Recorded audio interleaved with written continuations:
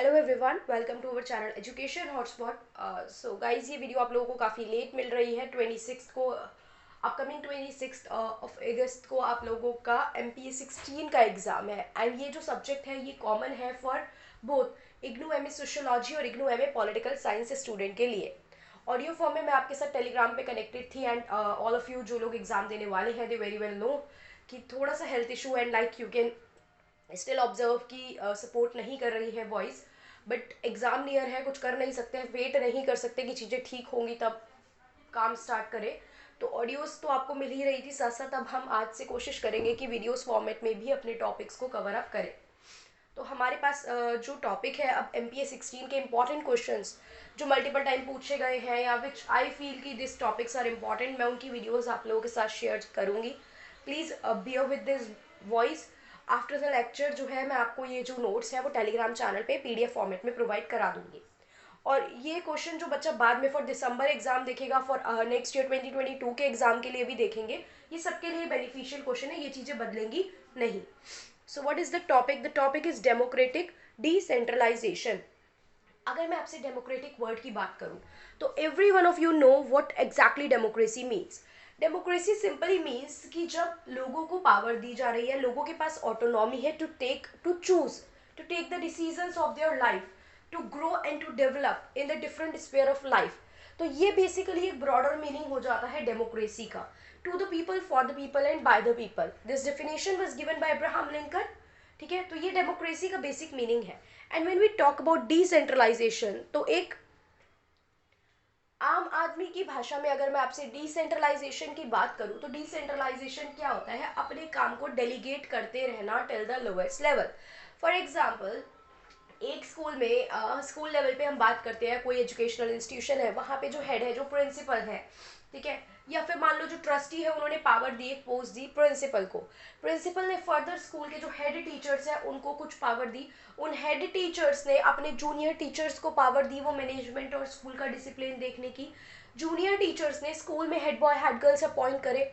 उन head boy head girls ने अपने नीचे एक टीम सेलेक्ट करी। तो वो जो ऊपर से अथॉरिटी आई थी, वो जो अपर लेवल से पावर आई थी, वो टिल द लोएस्ट लेवल जो थी वो सर्कुलेट कर गई। ये कंसेप्ट कहलाता है डिसेंट्रलाइजेशन। इसी तरीके से हम फेडरल स्ट्रक्चर की जब बात करते हैं तो we have centre, we have state government working. लेकिन प्रॉब्लम फील की गई जब लोकल गवर्नेंस की बात होती थी। जब हम गांव की बात करते थे, जब हम कस्बों की बात करते थे, तो एक सेंट्रल लेवल पे बैठे हुए पर्सन को कैसे पता चलेगा what are the basic problem, ground problem क्या है, ग्राउंड रियलिटी क्या है, वो उन पे डिसीजन नहीं ले पाएंगे। तब जाके नीड फील हुई कि भाई हमें कोई लोकल गवर्नमेंट बनाने की ज़रूरत है, हमें कुछ पंचायत म्यूनसिपैलिटी जैसा सिस्टम सेट करना पड़ेगा, क्योंकि वो लोकल लोगों में से सेलेक्ट हुए पीपल होंगे, तो उन्हें लोकल प्रॉब्लम एंड लोकल चीज़ों की ज़्यादा नॉलेज होगी। So that's how the system came. तो हम बात करते हैं यहाँ पे अब डिटेल में मीनिंग की, इवोल्यूशन कैसे हुआ, फायदे क्या है, ये सब बात हम लोग यहाँ पे करके चलेंगे डेमोक्रेटिक डिसेंट्रलाइजेशन की। तो ये एक प्रोसेस है developing the function and resources of the state from the centre. Centre state को दे रहा है to elected representative at a lower level. Lower level पे आप अपने कुछ रिप्रेजेंटेटिव चुन रहे हो so as to facilitate greater direct participation of the citizen in governance, जिससे सिटीजन डायरेक्टली पार्टिसिपेट कर सके। अब देखो, मैं जिस जगह पे रह रही हूँ तो मेरे लोकल जो लीडर होंगे, मैं उन्हीं से तो जाके पर्सनली प्रॉब्लम बात या प्लान पॉलिसीज के बारे में डिस्कस कर सकती हूँ। मैं सीधा जाके सेंट्रल लेवल पे जो आपके PM प्रेसिडेंट है उनसे तो मैं बात नहीं कर सकती ना। तो सिटीजन डायरेक्टली पार्टिसिपेट करे, सिटीजन इन्वॉल्व रहे, इसलिए लोकल गवर्नेंस का रोल जो था वो इम्पॉर्टेंट हो गया था। और लोकल जो गवर्नमेंट होती है वो यही काम करके चलती है। ज़्यादा डिसेंट्रलाइजेशन होगा, इसका मतलब है more lateral relationship and less commander force. मतलब आप बहुत ज़्यादा कमांडिंग गवर्नमेंट नहीं हो, आप अथॉरिटेरियन गवर्नमेंट नहीं हो, आप बहुत फोर्स नहीं दिखा रहे हो, और इरिस्पेक्टिव ऑफ द फैक्ट आप कर क्या रहे हो, आप इन्वॉल्व कर रहे हो लोगों को, लोकल पीपल, नॉर्मल पीपल को in the decision making process while making the plan and policies. उन्हें भी इन्वॉल्व करा जा रहा है और उनकी प्रॉब्लम को समझ के उनके अकॉर्डिंग के जो ट्रीटमेंट है वो उन्हें प्रोवाइड कराए जा रहे हैं। अब डेमोक्रेटिक डिसेंट्रलाइजेशन किस तरीके से हो सकती है? देखो, सेंट्रल गवर्नमेंट लोकल गवर्नमेंट के बीच भी हो सकती है। ठीक है, सेंट्रल गवर्नमेंट जो है वो क्या कर रही है, इशू कर रही है चीज़ें, power authorities to the local government, plus ये आपकी जो लोकल गवर्नमेंट है उससे कॉमन सिटीजन के बीच में भी हो सकती है, because local government also took advice suggestion, मतलब डायरेक्टली एडवाइस सजेशन नहीं मांगने बैठ रही हर बात में, डिसीजन खुद ही लेते हैं, बट प्रॉब्लम्स और क्या क्या चीज़ें हैं वो तो यहीं से पता चलती है। लाइक कि पानी की प्रॉब्लम चल रही है, खेतों को पानी नहीं मिल पाता है, बिजली नहीं है, दैट्स इरिगेशन के लिए पानी नहीं उठा पाते, बहुत सारे और लोकल इश्यूज यहाँ पे हमें देखने को मिलते है। ठीक है, इस तरीके की बहुत सारी ग्राउंड रियलिटीज़ है जो शायद आप और मैं अगर कनेक्टेड नहीं है रूरल एरियाज से या लोकल उन एरियाज की प्रॉब्लम से, तो we can not feel that. ठीक है, हाँ, बट आप अपने एरियाज की प्रॉब्लम तो फील कर सकते हो ना। अब आप आपके एरिया में सीवर का प्रॉब्लम है, आपके एरिया में कोई जो नॉर्मल पार्क्स वगैरह है वो बने नहीं है, तो आप क्या करोगे? सीधा पीएम के पास थोड़ी चले जाओगे उठ के, आप अपने यहाँ के जो इंचार्ज हेड है आप उनसे ही तो बात करोगे। और अगर आपके यहाँ कोई हेड और इंचार्ज ही नहीं होता, कोई सोसाइटी ही नहीं है, तो आपके लिए प्रॉब्लम को सॉल्व करा पाना मुश्किल हो जाएगा ना। तो यही कंसेप्ट होता है लोकल गवर्नेंस और डेमोक्रेटिक डिसेंट्रलाइजेशन का भी। अब इसके कुछ कैरेक्टरिस्टिक्स अगर हम देखें तो सबसे पहली बात, लीगली इम्प्लीमेंट होती है। ऐसा नहीं है लीगल फोर्स है, किसी ने कुछ भी बना लिया।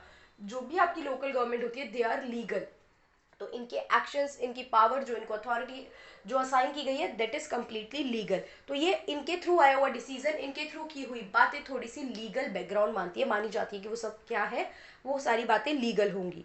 प्लस लोकल गवर्नमेंट की एबिलिटी बढ़ा देती है एक्ट करने की। लोकल गवर्नमेंट की एबिलिटी एक्ट करने की बढ़ती है, मतलब now you have the power, you have the authority, so you can act in your own way. हर बात के लिए हमें अब अपर लेवल पे सॉरी जाके परमिशन लेने की ज़रूरत नहीं है। प्लस लोकल गवर्नमेंट की अकाउंटेबिलिटी, ट्रांसपेरेंसी एंड रिस्पॉन्सिवनेस बढ़ाता है।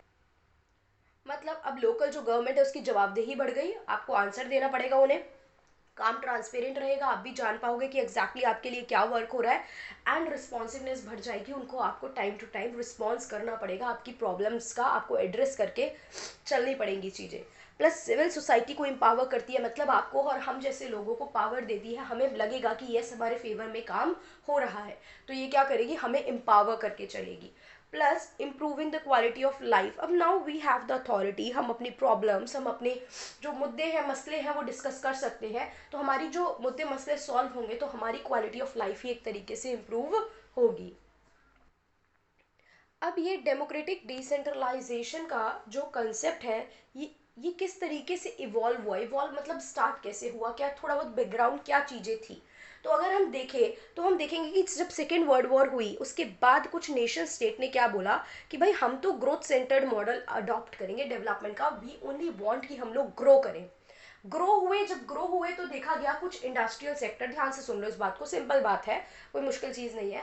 तो इंडस्ट्रीज आने लगी, कैपिटलिज्म का कंसेप्ट आने लगा, कुछ इंडस्ट्री प्रोडक्शन करके जो थी वो बहुत प्रॉस्पर कर रही थी, वहीं जो वर्कर वहाँ काम कर रहे थे उनके पास बहुत ज़्यादा राइट्स एंड पावर्स नहीं थे, तो वो उतना ग्रो नहीं कर पा रहे थे, प्लस उनका एक्सप्लॉयटेशन बहुत ज़्यादा हो रहा था।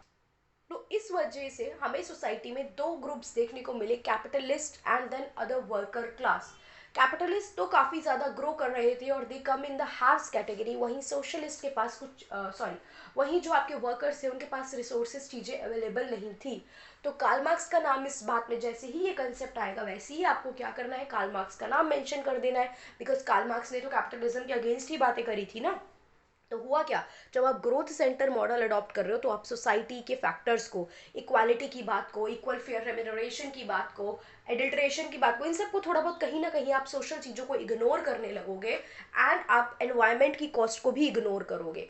मतलब आप, ठीक है पेड़ काट के हमें इंडस्ट्री स्टैब्लिश करनी पड़ रही है तो विल डू दैट, हम अपना कूड़ा कचरा पानी में फेंक रहे हैं, विल डू दैट, क्योंकि आप उतना ज़्यादा सेल्फ सेंटर्ड अभी अपने बेनिफिट के बारे में सोच रहे हो कि आपको वो लॉन्ग टर्म पे एनवायरनमेंट और सोसाइटी में होने वाला इम्पैक्ट नहीं दिख रहा है, यू आर इग्नोरिंग दैट।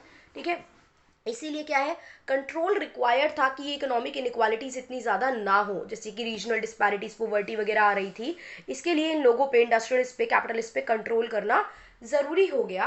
ये रियलाइज़ किया गया कि भाई सारी डेवलपमेंट एक्टिविटीज़ को एफिशिएंटली और इफेक्टिवली मैनेज करना सेंटर से मुश्किल है। एक ही प्रिंसिपल जो अगर आपके स्कूल का एजुकेशनल इंस्टीट्यूशन का है, पॉसिबल नहीं है वो डिसिप्लिन भी देखे, पॉसिबल नहीं है वो आपके स्पोर्ट्स भी देखे, पॉसिबल नहीं है वो आपको सारे सब्जेक्ट पढ़ा भी दे। तो नहीं होता एक सेंट्रल अथॉरिटी से चीज़ें मैनेज, हमें पावर को डेलीगेट करना पड़ता है, डिसेंट्रलाइज करना पड़ता है। तो तब ज़रूरत फील हुई कि क्या है, लोकल ऑटोनॉमी, लोकल लेवल पे भी ऑटोनॉमी चाहिए, कुछ लोगों को देनी चाहिए। और तब आया डिसेंट्रलाइजेशन का कंसेप्ट, जिसे हम पार्टिसिपेटरी डेवलपमेंट भी बोलते हैं। कि मतलब इसका मतलब क्या है कि आप इंक्लूड कर रहे हो बाकी लोगों को, उनका पार्टिसिपेशन भी आप लोग इंक्लूड करके चल रहे हो इन द डेवलपमेंट प्रोसेस। अब फायदा क्या है, देखो फायदा बहुत सारा, आप खुद से बना सकते हो, इतना पढ़ लिया। ट्रांसपेरेंसी रहती है, अकाउंटेबिलिटी रहती है, लोकल लोग ज़्यादा इन्वॉल्व होंगे, एफिशिएंसी इफेक्टिवनेस आएगी, लोकल इश्यूज एड्रेस हो पाएंगे। तो बहुत सारी ये पॉइंट है, तो जिनको सम अप करा है मैंने कुछ पॉइंट को यहाँ पे। पहले तो क्या लिखना है हमें, डिसेंट्रलाइजेशन और जो लोकल गवर्नेंस है, ये इनका जो रिकॉग्नाइजेशन है, इनकी जो ज़रूरत है, इनका जो इंटरलिंकिंग फैक्टर है, ये बहुत ज़्यादा जो है वो इनको रिकॉग्नाइज किया जा रहा है, ताकि डेमोक्रेटिक गवर्नेंस, एक हमारा लोकतांत्रिक वे में जो आपका प्रशासन है वो चल सके। बिकॉज ये क्या करते हैं, ये एक ऐसा एनवायरनमेंट प्रोवाइड करते हैं, एक ऐसा वातावरण हमें देते हैं जिससे हम डिसीजन मेकिंग ले सकते हैं, ऐसे लोगों के लिए भी जो बिल्कुल marginalise section of the society consider किए जाते हैं। अच्छा, गांधी जी का ना एक मतलब आपने देखा होगा, बहुत सी बुक के पीछे लिखा भी होता है कि तुम्हें एक जंतर देता हूँ, अगर आप पढ़ेंगे तो वो चीज़ क्या है, गांधी जी ने उसके थ्रू क्या मेंशन किया था कि आप जब भी कोई डिसीजन लेने जा रहे हो एंड आप डिलेमा में हो, आपको समझ नहीं आ रहा हो यार ये करना चाहिए, सही रहेगा गलत रहेगा, एथिकल है अनएथिकल है, मतलब आप जब कुछ इस तरीके की सोच में पड़े हो, तो बट गांधी जी से, गांधी जी ने कहा आंख बंद करो, अपने डिसीजन के बारे में सोचो, और ये सोचो कि आपका वो डिसीजन, क्या आपने अपनी लाइफ में जो भी सबसे ज़्यादा लाचार मतलब मजबूर इंसान आपने अपनी लाइफ में देखा है अभी तक की लाइफ में, ठीक है, जो आपके अकॉर्डिंग आपने अब तक देखा है, क्या आपका डिसीजन किसी भी तरीके से उसको फायदा दे सकता है? अगर दे रहा है, उस पर्सन तक फायदा पहुंच रहा है, देन मतलब आपको डिसीजन लेने के लिए इतना सोचने की जरूरत नहीं है, ठीक है। तो गांधी जी इस वे में आपको कुछ आंसर देने की कोशिश कर रहे हैं, मतलब इस बात से आंसर देने की कोशिश करते हैं कि आप किस तरीके से एक बेटर डिसीजन ले सकते हैं, जिसमें आप क्या कर सकते हैं, इंक्लूसिव डेवलपमेंट की बात कर सकते हैं।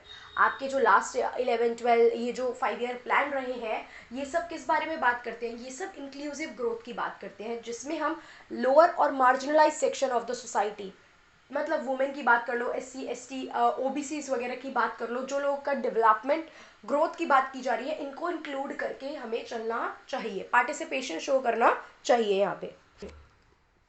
फटाफट से बेनिफिट पढ़ लेते हैं, मैंने एक एक लाइन लिखी है, आप चाहो तो इन्हीं पॉइंट्स को एग्जाम में एलाबोरेट करोगे, जो भी आप थोड़ा बहुत और एक्सप्लेन करोगे। मैंने मेन पॉइंट लिखा है कि अपॉर्चुनिटीज देता है marginalised sector of the community को, so that they can participate, they can grow, they can took the benefit of the plans and policy of the government. Policy बनाने में हेल्प करता है, बिकॉज आप जब मार्जिनलाइज सेक्शन और लोगों की प्रॉब्लम समझ रहे हो, तो आप अकॉर्डिंगली उनको करेक्ट करने के लिए पॉलिसी बना सकते हो।